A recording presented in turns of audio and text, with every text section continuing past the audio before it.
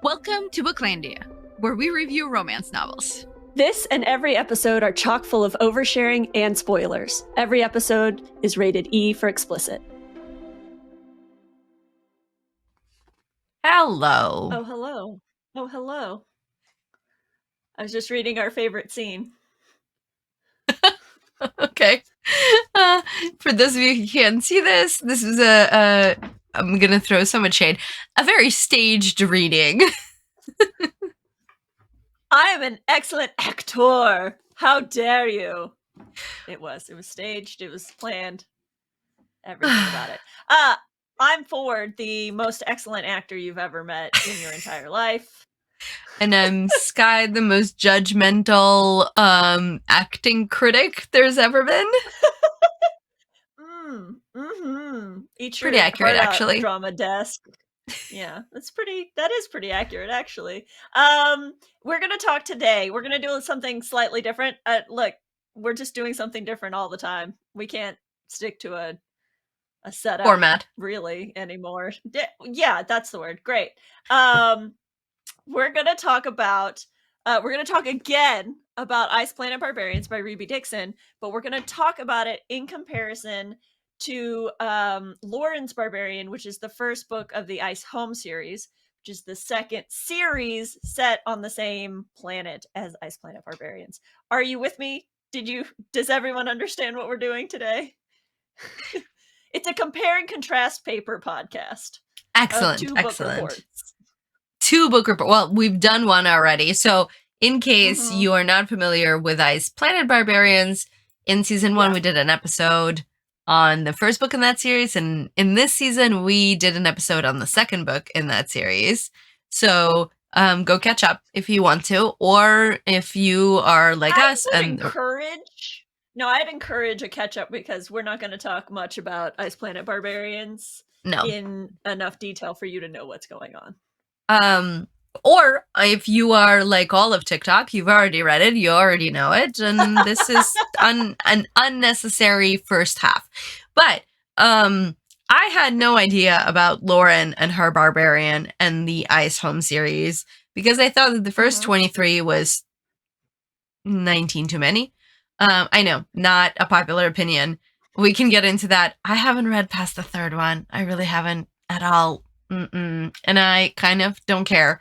But I read Lauren's Barbarian explicitly for the purposes of this episode, and it kind of shows in my attitude. Because you made me. Yeah. And I was hoping that... So when I read Georgie's book, which is the first one in Ice Planet, I was very skeptical, and I was like, I am not sure this is going to be a thing I'm going to care about.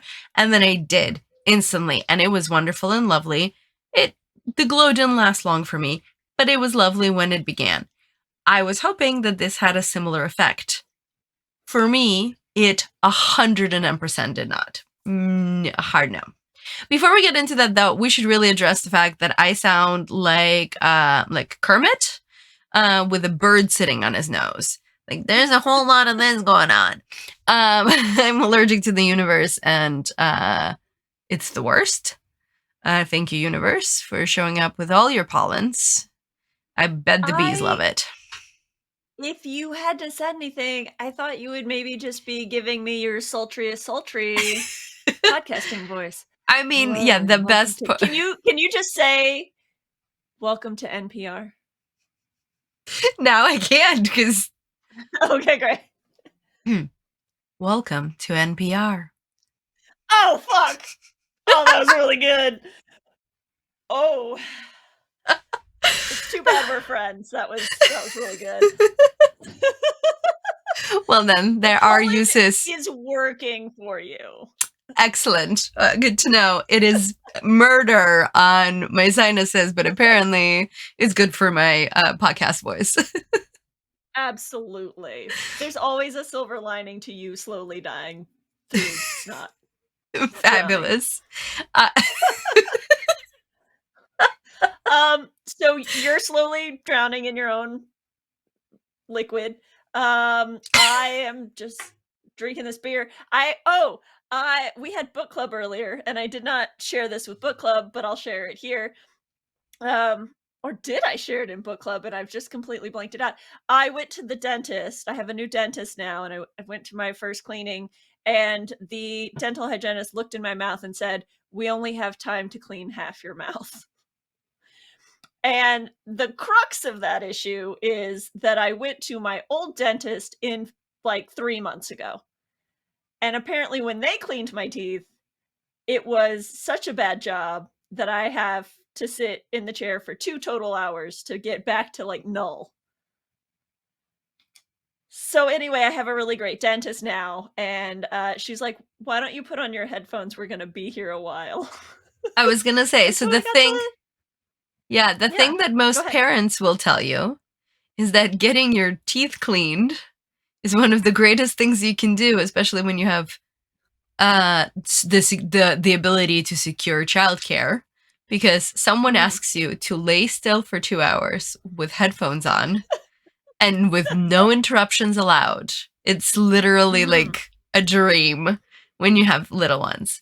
Um, yeah, Interesting. That's not the sound that happens in my dream, that, like, scraping, yeah, nails on a chalkboard thing, but, like, I understand that beggars can't be choosers in yeah, parenthood. yeah, exactly. A Yeah. small price to pay for peace and quiet. Mhm. Mhm. Um, that's my story. I'm sticking to it.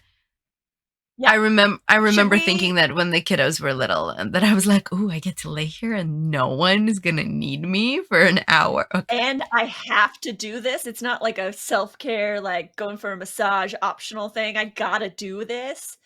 Yeah. I see now. I see the benefit. Um, Should we come back to books? yes, I Away think from we noses ummed and teeth? I think we ummed about the same thing. And the thing that we Excellent. ummed about was that, so I wrote a blurb about Lawrence Barbarian because I do feel like that's Right. maybe not a book everybody's read.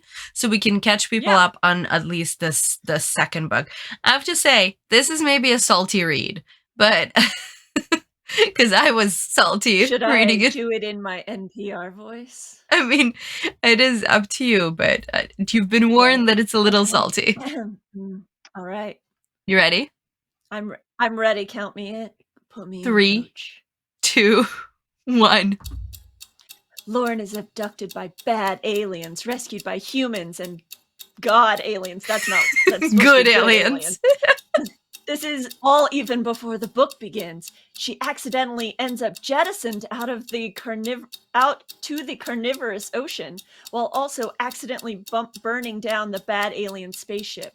When she comes to, she's on an active volcano and she's resonating to a camouflaging, four-armed, naked blue guy masturbating against a tree.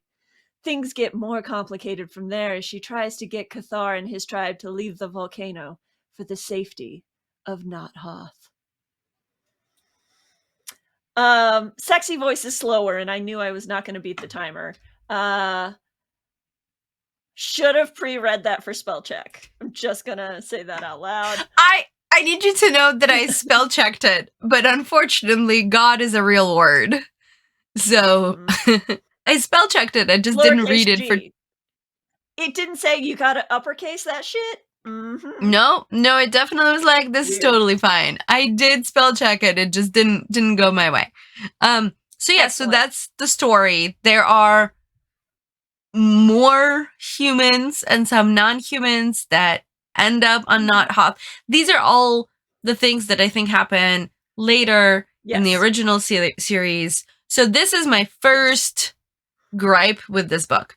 When we enter Georgie's world, we don't know anything about this world. We don't know anything about these people, and we are confused, but we're confused together with the Mm-hmm. main character. And that feels like a discovery that makes a lot of sense. When Lauren's book begins, there's a lot of implied previous knowledge for us as a reader that, as Mm-hmm. someone who did not read all of the previous books, I struggled with a lot. Like, there's a lot of named characters that don't really Yeah. get introduced so much as just like the names are thrown at us because they are characters from previous novels. And that's fine. But if I Yep. just picked up this book, that Which you first did. section, which I did, exactly. That first section And even is the last section when they get back to Not Hoth. Greater. exactly. And there's like, oh, this happened to this person and this is happening to that person. And I'm like, cool, I don't care about any of that because I haven't connected with any of those people or their names or why this is a thing. So just from the very beginning, I was like, oh, cool, I feel like I'm already very lost. And so I'm emotionally not really connected to any of it.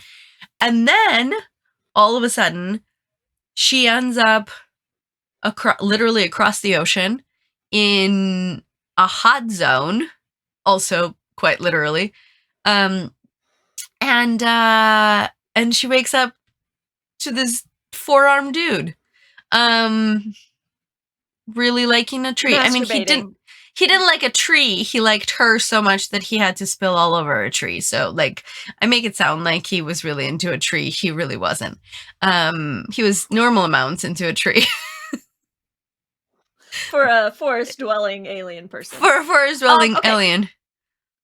So I have read the series up to now, and I'm reading it in timeline order. So I haven't finished the first series because this book picks up like 4 books from the end of that series. So they start to kind of zipper together. The 2 series zipper together, and then Ice Home takes over.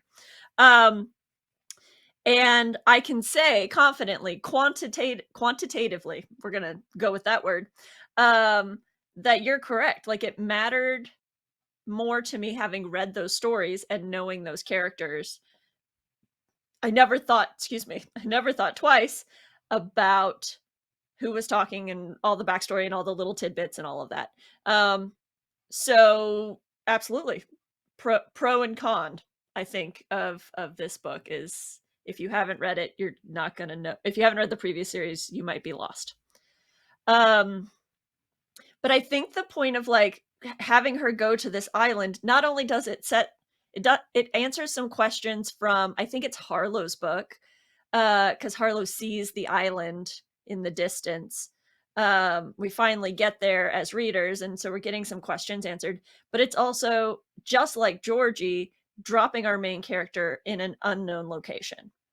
I mean, a new unknown location, where she has to, like, she doesn't know the language. She doesn't know what the fuck is going on. She has to try and protect another human being. And all of those things are exactly what happens to Georgie in the first Ice Planet Barbarians. Yes, but from a plot standpoint, what I think worked for me in Georgie's book and what didn't work for me in this book is that there is a sense of real danger. Like, I understand the implications of Georgie not go, like, yeah, someone freezes to death in the first chapter, like, right, like, we see real consequences of what happens when they're not taking care of themselves, not paying attention to their environments, not cooperating with the other creatures on this planet. In Lauren's case, yes, she figures out it's an active volcano. Yes, Qatar tells us that, like, his tired. Like because that's how she describes it, is that it sounds like a sneeze. As someone who's been sneezing a lot recently, you are the most qualified to say the name. Like, he tells us that, you know, his tribe is dying out, or a lot of his tribe has died out because the volcano has already erupted. But there isn't any immediate, like, it did not feel like anything that happened to her had that sense of immediate danger for me as a reader, because I have never been on an active volcano. I don't understand what, like, automatically knew what a caldera was, and I was like, is that what it? And then she explains, and I'm like, oh, yeah, like, she never goes to the lava flow. Like, she never witnesses other than the smoke in the distance and the earthquakes. I get you there. And we don't know, like, if she were like, turns out I was a volcanologist back on the Earth, and so I have a really deep, like, we know that she wore glasses and she was a virgin and she had a bird. That's all we know about her. That's very true. But also for me, sorry, when you said it, my brain was like a volcanologist is someone who studies the Vulcans the in Star Trek. Vulcans. The I mean, Vulcans in Star Trek. also maybe that, but right, like there's sort of that piece for me was missing. So when the emotions were heightened for her, they were not heightened for me. Whereas I could connect to the stuff with Georgie. It's also really interesting that you bring up like just surviving on the planet, because this island is a completely different world, but and she describes these kind of describes these other animals, and she has like a near miss with a rhinoceros sized crocodile or something. I honestly don't remember any of the animals because they were never a big plot point. Like she was never it was never actually scary because Right. Cathar was always there to take care of her. And like she never got close to being eaten by one of the giant birds that live on this island, even though they live on this island and she's the invader. Like, and she's the, stupid food. But like they were attacked. I just like I agree there that the threat never felt real for Lauren because she was always protected and she was never really experiencing anything on her own. Right. So yeah, so there is that. Great transition. Well done. So there is that. And in terms of characters, and I sort of already brought this up. All I know about Lauren is that she wears glasses. Yeah. She's a virgin. We sort of need to talk about the fact that we like bring that up a lot and then don't bring it up at all. And yeah. That's been a thing where like the early Ruby Dixon books make a bigger deal about it, and then the lesser books, like they'll mention a thing and then it's not a big deal because the other person's also a virgin or something and it's fine.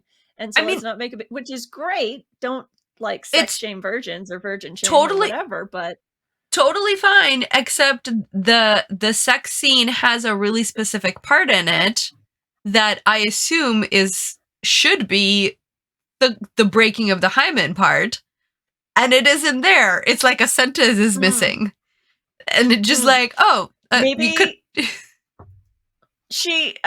maybe she also rode horses, and so that's not a thing. Not every virgin has a hymen. It's absolutely true, right. But that's like that also isn't mentioned. Her Quee removed her hymen. Because what's the functionality of a hymen? I mean, it has one. Please. Does it? Yes, it does. Otherwise, why have it? I mean, appendices. Oh, but you do need your appendix because it collects all of the debris in your body until it's so full with debris that it explodes. And then you have to be much more careful about what you... Yeah, so like if you eat a sunflower seed and you accidentally swallow the shell, your appendix is the one who's going to collect the shell and make sure it doesn't puncture any of your other organs. How long has science known this? Because I'm 0 moments old. I feel like up to now, science is like, we don't know. Let's just get rid of it. It's garbage. No, that's why you don't like just remove it right away. You let it be part of the person's body because it's one of the filtration systems for hard objects. I thought it was like a do no harm. Like if we're in here, I guess we can just get rid of it. It's going to rupture at some point, but like we're not going to go in specifically. Nope. Cool. Okay. Well, I'm not a doctor. I just neither am I. Neither am I. But so anyway, so I think actor, however. I mean, genuinely, we'll have to look up what the intended purpose of a hymen is, but I assume it has to do with maybe protecting the cervix early on when it's developing. It keeps debris out of the uterus. That is not true, but you guys, let's go. If debris is getting into your uterus, there are other things we should talk about. Because you are getting way too intimate in the beach. with the beach. With On the beach. All the prepositions are hard. uh, And also whew, coming back to this. Okay. there we go. So My point here is that I don't know much about Lauren and Lauren's life before this happened to her, other than she wore glasses. And I appreciated a storyline about someone who needed glasses as a person who needs glasses. I'm like, oh, this is how the glasses thing would have worked out. I feel like I know more about Georgie during that first book, about who she was before this moment and how she decides to actively change how she interacts with the world from how she was before this happened to her and how she is now. Because she tells us that she's not usually a leader and she steps into this leadership role. Whereas Lauren is like, oh, I'm the gal that doesn't dance at a dance club. I think I'm gonna fuck this dude. Like, that's an arc, but I don't know if it's a very compelling arc. When I equated Lauren to Georgie in that same way, in that she was like, in her need to protect Marisol, she was like, well, I guess I'll stand up because Marisol is hiding behind me. I'll be the person in front. I will make the decisions and the choices and take care of Marisol. And that to me very much felt like exactly the choices that Georgie made. She chose to represent the human women that she was with. So I saw that duality right off the bat, and that was kind of the impetus for me wanting to do this kind of episode. I was like, oh, should I be doing a chapter by chapter, side by side book comparison? Because I'm pretty sure when she woke up to Cathar masturbating, that was chapter 5, which is like chapter 5 in this book. I could almost guarantee it's a scene to scene remake. It did not feel like that to me at all. Georgie's felt like it was a potato chip book. Like, it was moving really fast and all this stuff were happening. And this book, I literally was like, wait, what's happening now? How many more pages until the end of this chapter? Can I put my book reader on 2.5 speed to get to the end of this volcano? That is the most speed. It is the most speed. I will say that this book had maybe the least amount of sex in any of the books. On the page sex, there's like implied many couplings. I guess, yeah, but it was just not as steamy as I want it, but there was a shit ton of like action or, action-y plot points. Let's escape this alligator rhino. Let's not get eaten by this giant bird. Let's escape this volcano erupting. So lots of things going on and happening, just not in the pants region. Yeah, and sorry, in the leafy loincloth region. In the leafy loincloth. And I don't read these books for anything but the leafy loincloth region, honestly.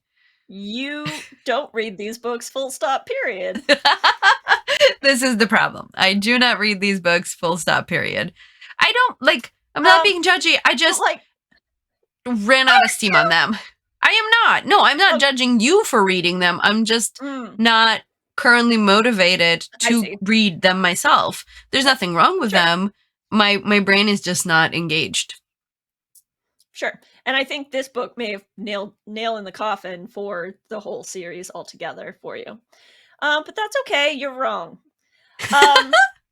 I will also argue that these books, book one of both series, are so similar. It's, fish out of water on a weird location. Neither of the MCs know each other's languages, and they have to strive to communicate also while banging. I think the only difference there is that Cathar never tried to learn English, and that pissed me off a little bit. That really ticked me off.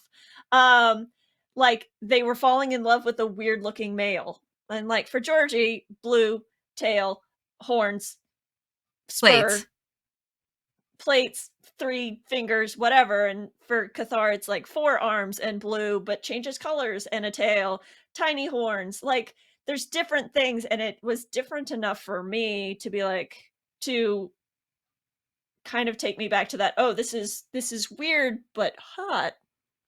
Weird but hot, which is the name of the game for book 1 too.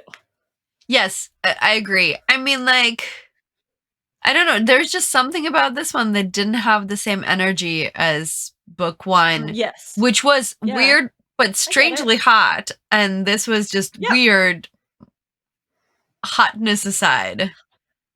I mean, hands everywhere is the name of the sex game for this book. Yes, and I do have a note about that later. It is the exception to my otherwise this book didn't work for me rule. Great. Okay. Let's see. Also in similarities, Georgie and Vectel is the chief clan leader, clan chief. Oof, word. This is our fun. And Cathar is the chief of his clan. So like it's oddly similar. Like suspiciously so. Excuse me, suspiciously so. Yeah. I mean, in bones and bare bones, yes, sure, I agree. That's what I like structurally and like the core. I think there's just there's too many similarities for me to be like, this isn't a coincidence. I don't know. The things that didn't connect for me here, that connected for me with Georgie. So if we go to tropes and we talk about tropes, and I sort of already brought up the virgin thing,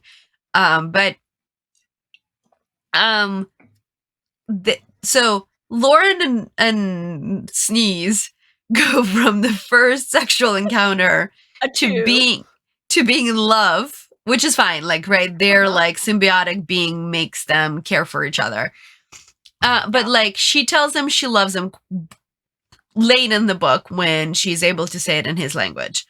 But then she's pregnant, maybe. And it's just dropped out there. Like there's no conversation about it in terms of like, we think we've done it enough times to get pregnant or whatever. I feel like there are other conversations. I see. I do feel like in book 1, I had the same issue where Georgie went from, I don't know if I want to be a mother, to I'm so excited to carry his baby in like 3.3 seconds. This didn't even have the 3.3 seconds. It literally just went, and I'm pregnant. And I'm like, wait, did I miss a chapter? Like, I know I'm reading fast, but was I reading too fast? No, you missed 16 other books. Oh. Where it just becomes such a thing that it's like, oh, we resonated and now we're pregnant. I see. That's what it is that this is just the timeline. They just boink until they baby. Right. We've already gone through the I don't want to be pregnant storyline and the how long can I resist this storyline, and like we've exhausted all the other tropes. I see. Like, we're gonna just get to the other things. We're gonna get to the volcano exploding metaphorically and forically. And forically. It's not meta, it's literal. I would have so many.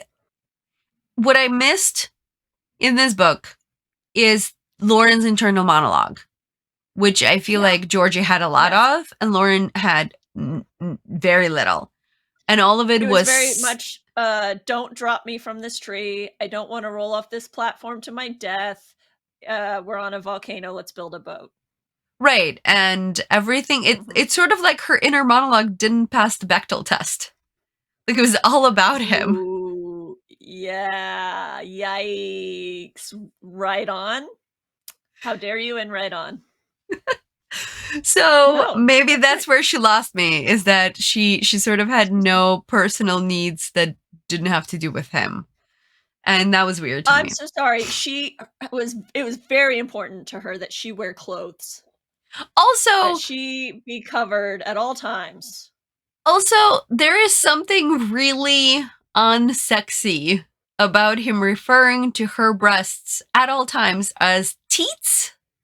And that none of that was in the sexual toolbox that I was raised with.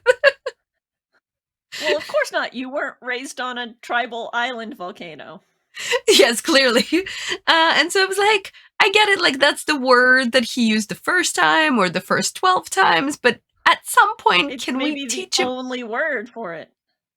I feel like she should have really stepped in and was like, this not ill situation, because he was also really worried that she was ill Right.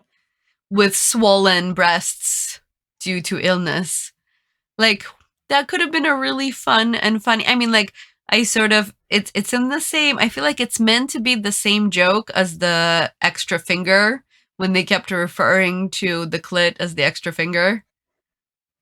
The third nipple. The third nipple. It was the extra nipple. Sorry. I feel like that's maybe the same joke, but like a different version of that joke. But just there's something. I don't know. It was extremely unsexy, and it came up in like a sexual scene, and I was like, cool. I just took a cold shower reading that sentence. That was great. Phrase I never thought I would say, but anthropomorphically speaking. Wait, no, anthropologically speaking. That's the word I meant. Okay, that's better. I was like, what's gonna talk? That's an object. The trees are Ents, and you didn't know it this whole book. That would have been hella interesting. And then they all burned to deth when the volcano exploded. Spoiler alert.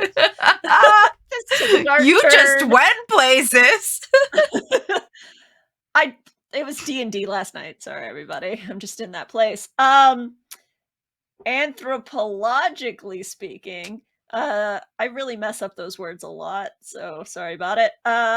They might only have one word for breasts because for the Sakui, breasts are functional. Right. Right. They're not nursing. The females don't really have any anyway. So right. Yeah. I mean, sure. I just mean so as come on, just get with the program, I guess. I don't know. I guess I missed the third nipple, and I complained a lot about the third nipple being constantly referred to as such. Did. Yes. So you did miss the book where the woman teaches the Sakui male about the G-spot. That was a good one. That was a fun one. I have not read that one. That one. I did not read that one. That sounds like a fun excerpt that I would just read, just that part, maybe. You might just like that one sex scene. Yeah, I don't know. What else? We already sort of mentioned that there are fewer sex scenes. They also seem I don't know, there's like the premise sort of the first one that this symbiote makes them uncontrollably needful for each other. That storyline is perpetuated a lot stronger in the first book than it is in this book, where Lauren is like, I don't know, I've never really been into dudes, but boy, am I into this dude. And it just seems so casual. Not in a like I was a lesbian before way, or I was a bisexual or asexual before. It's just like, look, it just didn't happen. I didn't fall on any dicks on Earth. Well, she does say that she's had boyfriends, but she had no interest in having sex with them. And now that so it might be that she was somewhere on the asexual spectrum, and that's not addressed at all. It's just like, I've never wanted to trip and fall on a dick, and now can't get enough of it. And I wish there was more conversation, even internal monologue, that she had with herself about it. I'm so sorry to take a weird turn, but do you think that this was some weird, like, I'm so sorry, I'm going to take a weird swing through the jungle, a Tarzan porn? Like a weird barbarian Tarzan fantasy. I mean, because he like carried her through the treetops all the time, and they had sex in the top of the trees, and like, and she brought him back to civilization. Quotes, finger quotes. I mean, just food for thought. Yeah, I mean, all of those bits line up. He doesn't speak any of her Mhm. language. She figures out how Mhm. to communicate with rocks and Drawings sticks and and drawings and mhm. sexual favors. Um, wow. Wow. Uh, I'm gonna take another swing through the treetops and, do we have a cover of this book? Because Yes, we haven't done the cover of this book. I We could do just, like indeed. Give we're me one going sec. backwards, forwards, and forwards, backwards, I guess. Here you go. Enjoy this adventure and not Wow. even remotely where we should be land. Wow. So for those of So, you, hold on just a second before you go. So, Ruby Dixon is reissuing her books with new covers, and like this is one of them. hold on, I have that one too, And digitally. oh, okay, okay. So So we'll start. Let's here's start with this one. So this is Ice Planet Barbarians, yes. and it's a cartooned, big blue alien background, human woman holding a spear, ice sort of foreground, midground, and then a spaceship in the far background flying away. Um Whenever I see one of the old covers, like this one for Lawrence Barbarian, I'm like, Lawrence Barbarian is like the 20 somethingth book. We're not going to see the new cover for this for years because they're doing like 2 or 3 new covers a year. It's going to be years, people. So we're stuck with this for a while. Right. So In the very background, do you want to do it? Do you want me to do sure. it? So this is a photoshopped book cover rather than a cartooned one. In the very back, there is an exploding volcano actively spewing fire. Are you sure that is not the Eye of Sauron? It could be Eye of Sauron, sure. In the Okay, foreground, okay, good. there's a woman wearing a grass skirt and a tank top, and a blue gentleman is next to her who only has 2 arms, is wearing Mm. pants, and and is in no way the person described in the book. Look at how many fingers we have happening. Oh, yes. Also, he has all 5 human fingers. It's very Mhm. specific in the book that he's freaked out that she has 5 fingers and that all of them are Yeah. functional. Yeah. I also want to point out that in the book, he's mentioned as having a perpetual 5 o'clock shadow. Weird. The weirdest detail to have. But he does have a 5 o'clock shadow all over his body in this book cover. Um, yeah, but Except he's supposed for to be his like hairless. obliques. No, he has a perpetual 5 o'clock shadow. Well, because the cat people are hairier, and then Uh-huh. He um, has a perpetual 5 o'clock shadow. He interesting, always has facial hair. but like it doesn't grow. Well, I guess not. We don't. Is it just Okay. maybe it's like his baby hair is more coarse or longer? Look, I'm not a scientist or a doctor or an Yes. anthropologist or an animaniac, but Or I an can Animania. explain it. He he has 4 arms. What more do you want from me? All right. On that note, we're gonna take a short break.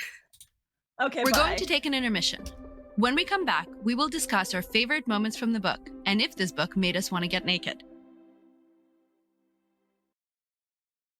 All right, and we are back.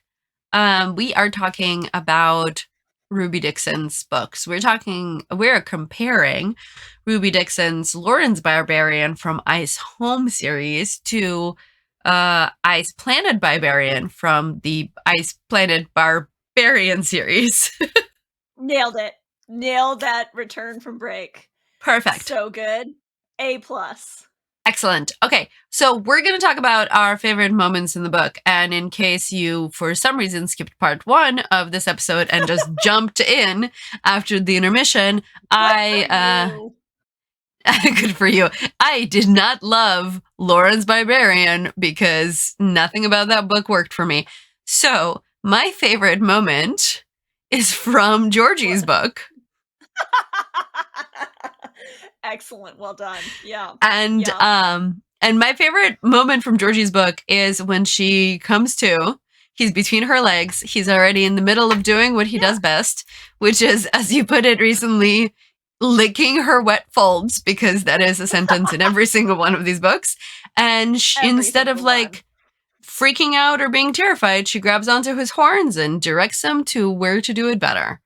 I love that scene, and it's super early on in the book, and it hooks you in, and it makes you trust him in this inexplicable way that works for this series, and it makes this act that might have been dubious consent and intrusive something that she actively participates in, and immediately relieves the tension of that possibility. The same moment does not exist in Lauren's book. This is where it's at, right? This is where it's at. I bought this book a few weeks ago, and I was stuck in traffic after buying it. And so I just went to that scene and read that chapter sitting in traffic because it's that good. It's that good of a scene. It's page 40.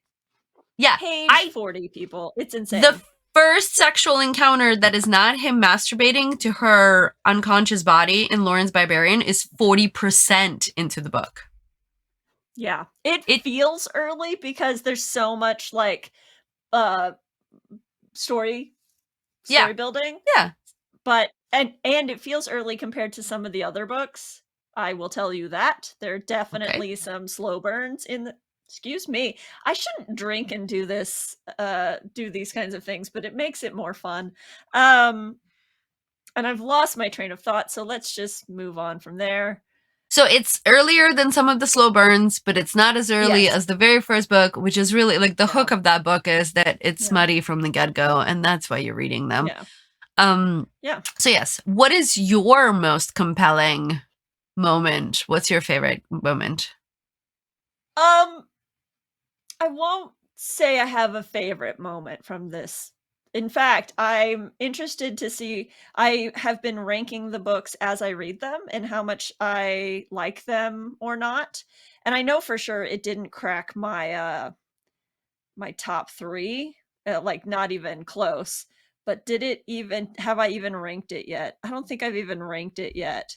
But it's not going to be it's going to be in the bottom half, definitely. So I would say my most favorite compelling moment is comparing it to the first book and finding all the similarities. But otherwise, it wouldn't be a half bad. Okay, it would be a pretty good B- action romance movie. Like, the volcano is exploding behind them and they're paddling on the raft. It would be a USA special. That good? Are we saying that good? I mean, like straight to DVD bargain bin. So, like Sharknado levels. Imagine the CJ. Yes, Sharknado. Yes, cult level bad rom-com. Because the extra arms kind of action. Yeah, they're just flopping around because they're like, I don't know. Anyway, it's hilarious and funny in my mind. Unfortunately, on a tropical island. Yeah, unfortunately for this 4-armed alien who's supposed to be the very attractive hero, some of us played Mortal Kombat when we were younger. And in it, there is a 4-armed character who is not a good person and does very gratuitous, very bloody things to other people with all 4 of his arms. Coincidentally, does not have 5 fingers. So, like, I just kept imagining. Is that the real reason that you hated this book? Mortal Kombat flashbacks? No, but it didn't help. Okay. There are so many other characters in Mortal Kombat that make for an excellent sexual healing hero, but that is not one of them. Did you just call it Mortal Kombat? That's just congestion. I'm gonna blame that. Okay. I had to stop in the middle of the word to take an extra breath in there. It's not how you say it. You don't say mortal combat. No, I just not every time, just the times when I can't breathe. Okay, all right. Because if you did, I'd love you a little bit Mortal more. combat. Oh my god, I love it. But now do it in your NPR voice. Oh. I'm just kidding. Okay. So I think we already know, but why don't you tell the people your hot take on Ice Home 1, Lauren's Barbarian? Oh, apparently read the first 23 before you dip your toe into this caldera. Oh, wow. So before you burn your foot off voluntarily? Okay, strong words. And what was your hot take on Ice Planet Barbarians? The first one, I thought it was like super fun and pulpy, and I was like, yes, everybody needs to read this. It's crazy and weird and messy, but hot, and then you're really confused why you're really into blue dudes with tails. Yeah, I was all about it. Okay, all right. For me, I'm fairly certain that Ice Home, Lauren's Barbarian is a shot-for-shot remake of Ice Planet Barbarians, just like all shot-for-shot remakes. Too much CGI. Just not as good. Just less of a cult classic, less of a nostalgia factor happening there. I see. Yeah. So, going back to our Mortal Kombat, I guess analogy, the new one isn't as good as the old one. For the people in the back, keep it classic. So I think I know the answer. Did this book make you want to get naked? No. It took too long, and then it was too weird. But I absolutely see the appeal of 4 hands for sensual pleasure. I just don't know if I need all those 4 hands to be attached to the same human or not human. It's really hot. That was a really hot thing you just said. Well done. Well done. Keep it sexy, everybody. It wasn't the hotness for me. Like I said, this isn't gonna crack my top 5 favorite Ruby Dixon books in this World Series. Yeah, I'm gonna go with that. Also, question for Ruby Dixon: has she ever had sex against a tree? Because it's not as comfortable as she wrote. I mean, I haven't either, but bark, people. Oh, there are so many questions I had with that scene because she's shorter than him, and somehow they still lined up. But he lifted her with one of his arms. There was always an arm under and then her. A tail was holding her leg, and I was like, that cramps over there's a lot happening in that scene that I was like, It's never gonna do it for you if you're thinking about cramps. Basically, yes. Oh no, I have a Charlie horse now. Let's stop. So I will take this to the grave that this book was intentionally supposed to be very much like Ice Planet Barbarians as the start of the next series. I do contend that you are correct in that it is the lesser duplication. It is the carbon copy in all intents and purposes. All right. Well, then, on that glowing review, but it is made better by reading the previous 16 books. So wait, you have to read 16 previous books, and then you're gonna get to a subpar book that is maybe slightly. Probably be more. Look here. Okay, we're not gonna. You thought we were ending this episode, but we're not, because I'm gonna tell you my current top 5. Okay. Yes, please. That's important. Number 1 is book 6, Barbarian's Prize, which is the book with Tiffany. Number 2 is book 16, which is the book that I read just before this book, Barbarian's Tease, with the main character is Brooke. Book 8, which is Barbarian's Touch, and the main character is Lila. Number 4 is book 1 that we've talked about this whole episode. So that's 4. And you remember how much I liked that book. There are 3 better books in my opinion. And then rounding out my top 5 is book 12, Barbarian's Choice, starring Saqui female Farley. I see. I'll just read those then. Exactly. That's what I was thinking while you were talking about. I was like, I should just have you read the ones I liked. And Yeah, then just our other book club members can send you the ones they liked, and then you'll read like, I don't know, 6 books, and you won't have to read 16. yes, I would appreciate some curation here. Excellent. We can handle that. We can absolutely handle that. Now, I will tell you that this series sets up all of these other slightly. So, firstly, there are 3 different new tribes that all have different characteristics, and then there is a dragon. Apparently, there's a dragon humanoid male. Yes. I guess is how I would describe that person. So it gets into it in terms of the differences between the humans and their partners, that really changes. So maybe that's the appeal of this series, is that it mixes up the physiology of the connected partners. Not so if you wanted your partner to be red with horns and a tail, you get some of that. I believe. Yeah, I think at least one of them is that. There's like a gold. One of the guys is gold. So he's gold. I don't know any more than you do. I read that in the first chapter. So that's my point, is that there's some variety, and that is maybe the interest. So I'm not saying no to all of them, but I am saying that maybe this one was a slow start. Yeah. Look, I'll make you read another one if I have to. Perfect. I'm here to talk about it in not great terms while taking side trips to Mortal Kombat territory.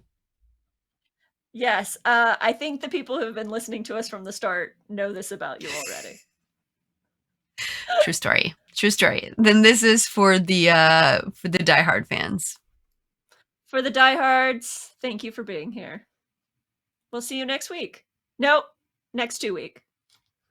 That's right.